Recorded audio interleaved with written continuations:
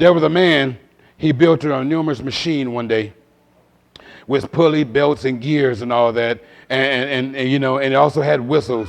And people were impressed because of his invention of this great machine. The inventor was a very genius man putting it all together.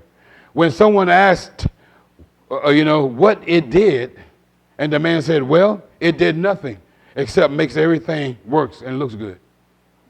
That's it. It done nothing. That procedural Christian looks good on the outside. It's just like I said, that Lexus and BMW, but a small engine on the inside.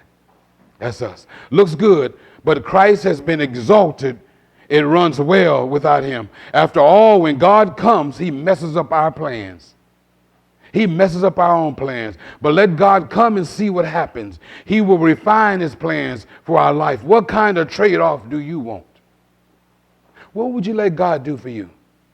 Or how much would you let God do for you, people? He said, who shall I send?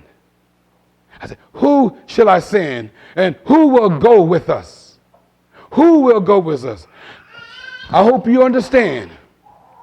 He did not say this before Isaiah had worked through the process.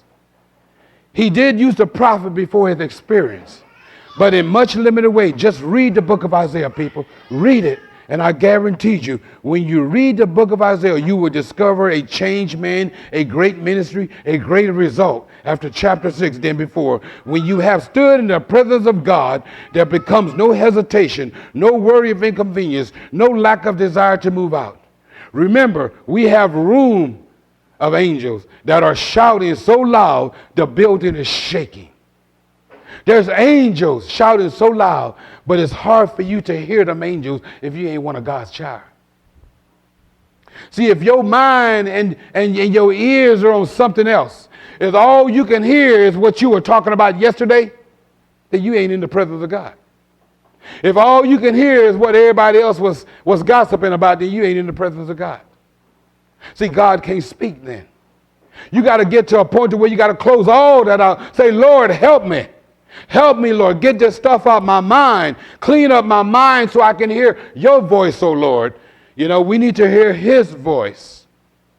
We need to hear God's voice, people. His voice only we need to hear. We have Isaiah who has heard the voice of God. He laid out a challenge. I can hear Isaiah, not in a small voice, but in a big voice. He wants to be heard above. Sounds in the room. Here I am. Can you say that? Here I am, O Lord, with unclean lips. What will you do today?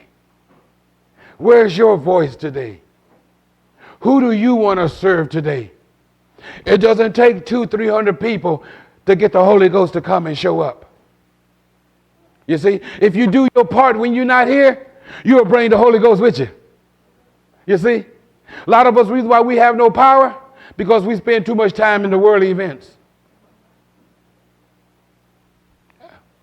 We give the world 80% and give God 10%. Sometimes some of us give the world 90 and give God 5. Yeah. Because we think it's not necessary. And we wonder why come all this stuff is happening in our lives when God's trying to show you some things.